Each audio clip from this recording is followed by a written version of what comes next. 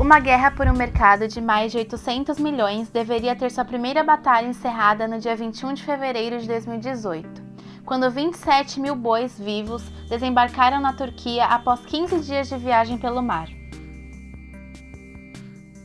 O Brasil é um dos maiores exportadores de carne bovina do mundo.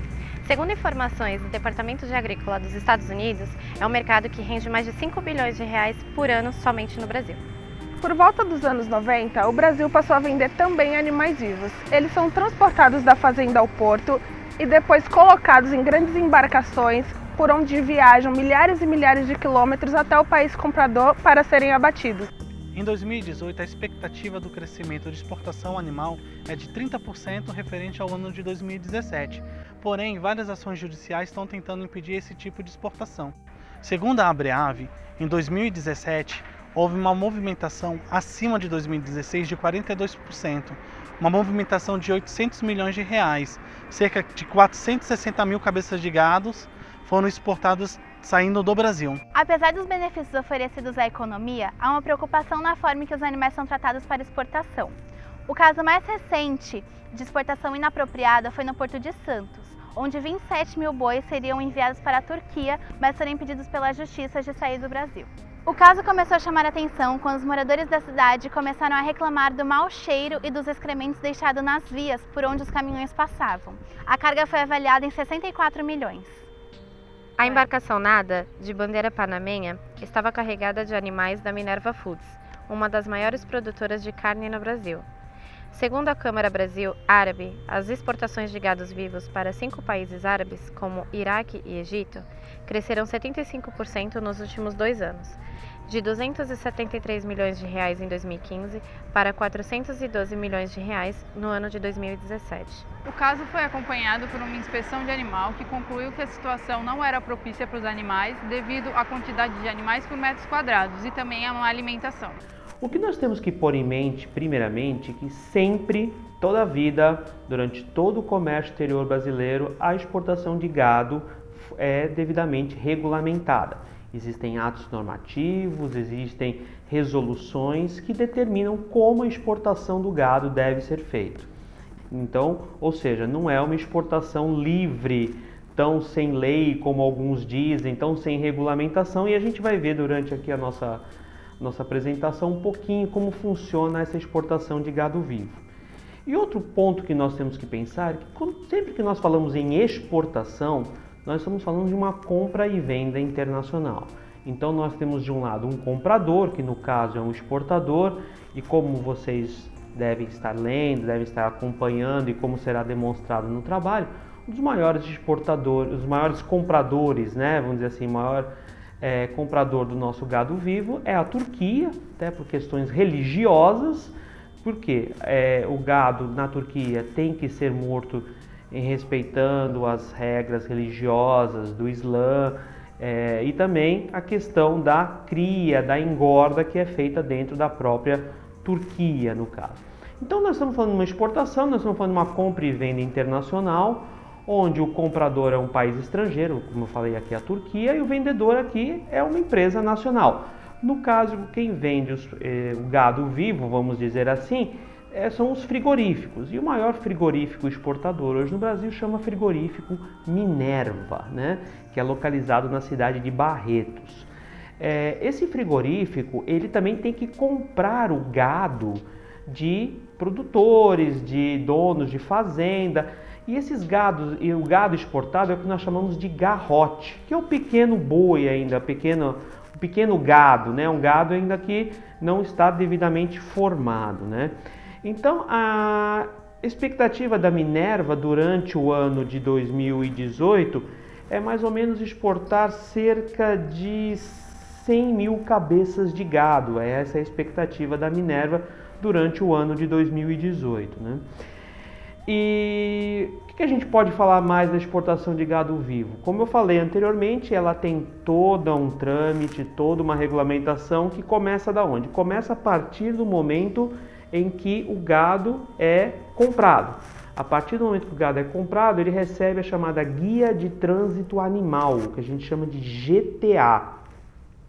E essa GTA ela é emitida pelo Ministério da Agricultura, também supervisionado pela Receita Federal, ou seja, esse gado já está sendo monitorado. É posto no gado um brinco, tá? E esse brinco, além de indicar peso, indicar tamanho, também indica a origem desse gado, ou seja, isso é até obrigatório para exportação de um gado vivo, né? Feito a guia de trânsito animal, esse gado ele vai para o que a gente chama de EPE, é um estabelecimento pré-embarque. O que é um estabelecimento pré-embarque? O estabelecimento pré-embarque é um local devidamente fiscalizado e credenciado pela Receita Federal e pelo Ministério da Agricultura, Pecuária e Abastecimento, onde esse gado ficará numa chamada quarentena. E, pasmem, é quarentena, mas ele fica, por lei, 21 dias. E durante esses 21 dias ele fica em fiscalização, em supervisão do Ministério da Agricultura, tá? E só depois desse tempo, dentro desse EPE, que ele se dirige ao porto de embarque. Ele se dirige ao porto através de um sistema de monitoramento chamado GEDAV. O GEDAV é a Gestão da Defesa Animal e Vegetal. É um sistema de monitoramento, como eu falei, onde a Receita Federal e o Ministério da Agricultura fiscalizam todo esse trânsito do gado até ser embarcado no navio.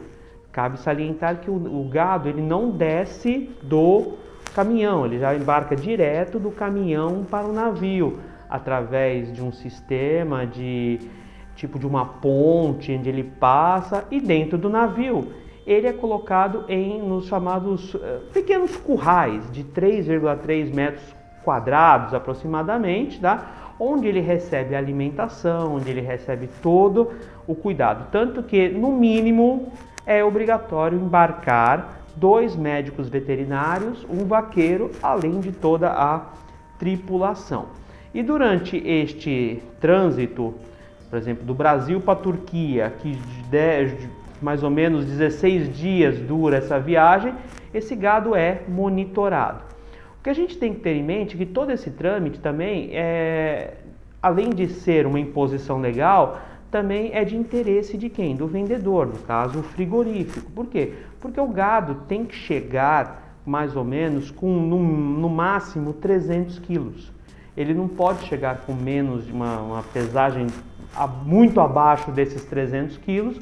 Por quê? Porque o vendedor, no caso, pode ser acusado de romper um contrato, ou seja, de afetar uma relação comercial existente.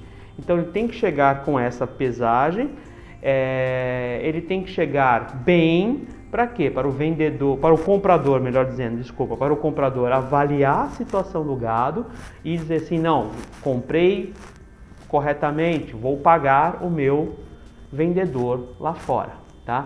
É assim basicamente que funciona todo o trâmite da exportação de gado. Tá? Finalizando a parte de economia, o Porto de Barcarena ele contribuiu muito para a renda dos trabalhadores em si, tanto para o município de Barcarena como para o Pará em geral e o país também. Consequentemente, o Brasil tem ganhado com isso. Já foram investidos mais de 160 milhões de reais, teve a construção de novas pontes para o embarque desses gados, teve também a ampliação do pier. E uma coisa interessante que podemos ressaltar é a questão do trânsito. Como toda essa carga de gado em pé ela é feita via mar, então acaba desafogando esse trânsito precário que a gente já tem em nosso país. Talvez todo esse investimento já feito no Porto de Barcarena está prestes a acabar, porque agora nesse ano de 2018 está em vigor um projeto de lei de número 9464 que proíbe toda essa exportação de gado vivo, de gado em pé. Mas por enquanto o Porto de Barcarena ele tem sim trazido muitas economias aos moradores, a prestadores de serviço e ao país. Apesar dos fatos, no dia 24 de abril de 2018, o Supremo Tribunal Federal vai permitir aos produtores rurais exportarem carga viva pelo Porto de Santos, pois se há proibição das exportações, o comércio exterior brasileiro seria prejudicado.